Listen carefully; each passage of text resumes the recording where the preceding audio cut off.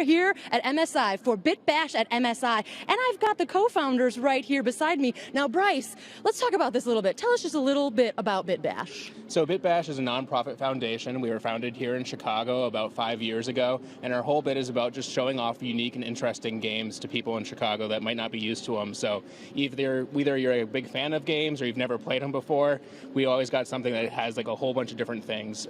We have games that either have like unique custom controllers in which you have like slap a fish or like dunk a basketball or smash a guitar. We have games where like you have to get a whole bunch of people together to do something. We have a bunch of outdoor activities and stuff like that, but we just, we're a volunteer run and we just want to get cool, unique, exciting games out there. Yeah, I love that. I love that. And you guys are also really keen on getting like local artists, but also international artists, right? Yeah, so local folks, talk about that. So absolutely. So behind us here, we brought some of our top-notch local games. They're going to be super excellent, I hope. No, they will. You know what? I believe in you. I believe in you. Yeah, but part of our mission is to sort of raise the profile of Chicago artists. So we scout all the best games in the city, and we create Bit Bash to give them a place to show it off. Yeah, which is amazing. So I'm seeing here too, we've got some food-based. Is that purely Chicago? Just nothing but food in our games? Now I'm thinking about it, so many of our games from Chicago are food-based. So I don't know if that's a trend or how they got seeded, but it's... Listen, we like our grub here, and we want it in our games as well, yeah? I mean, exactly. That's what you... Awesome. Well, you guys, we're going to be here all morning long. We're going to break down this fish control right now with the programmer, Zach. Now, Zach, let us know, what's the name of your game? Sashimi Slammers. And what is the inspiration for the fish controller? Well, I found a pair of rubber fish in my room and decided to make them into controllers. Yeah. Okay, so follow-up question. Why is there a rubber fish or two in your room, Zach? That's a great question. I have no idea. They're just there. They're just there? I love it. Personal question. Now, who's the audience for this game? The audience would be children and bar folk. So we went for like the easiest controls you can, which is just 2 buttons to work with. Yeah. And then since they are rubber fish, you can hit them as hard as you want. Gotcha. So you can get violent. It's easy and violent. Let's play it now. Can we do it? Can you show me? All right. So how does this breaks down? So there's a button up front that moves you forward and a button behind that is your attack or moves you back if you miss an attack. Okay. So I'm hitting this one. I'm scooching closer to you, and then this one is like patow. Yeah. Oh, look at that. Oh gosh, I'm going backwards. And the sound. Who is doing the sound here? Because I love it. One of our friends recorded that sound in the bathroom since we didn't have an actual audio room. This is what I love about indie games. So recorded in a bathroom. It's giving me Mortal Kombat vibes right here, Zach.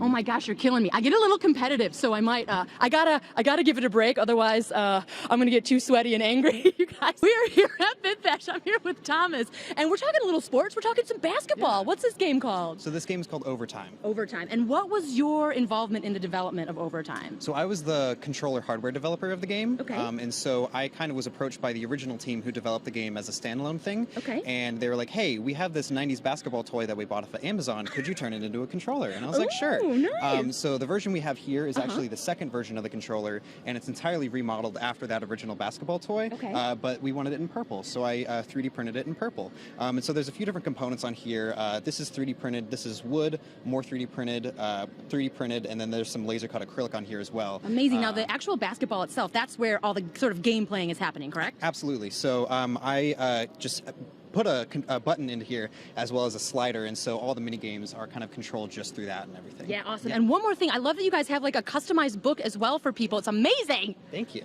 Yeah, so you guys have all signed your names as well. Yes, this is all the development team right here. It just reminds me of my old 6th grade basketball days. Get a yearbook. I love it. Awesome. Well, thanks, Thomas. I really appreciate it. And I'm gonna crush this game as well. Gaming and food, the best of both worlds. And I'm here with Aiden, who actually designed this game. Yes. So, Aiden, what is the name of this burger game behind me? This is Slamburgers. Slamburgers. Yes. And tell me the hard work, because I know it's super fun to play. How much work did you put into this bad boy? Well, I made it more or less over the course of 2 months, but in every single day of those 2 months, I spent pretty much all day and all night, as much as I could, just taking this from square one, just from scratch to everything that you see here. Yeah. I developed it solo.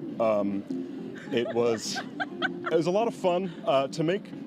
but it's all physics-based, so the amount of math I had to do was too much, and I'm never going to do it again.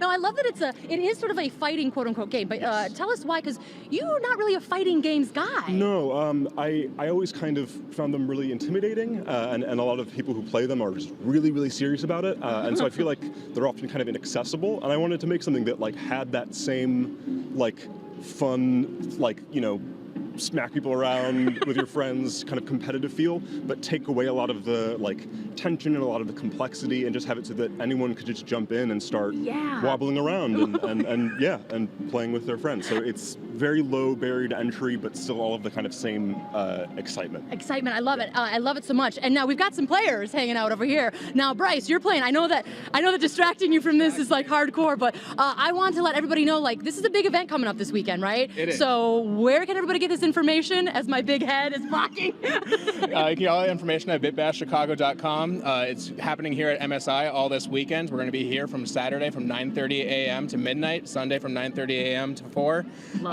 Grab your tickets. It's $25 for an adult, $15 for kids. You still get access to the entire Museum of Science and Industry too.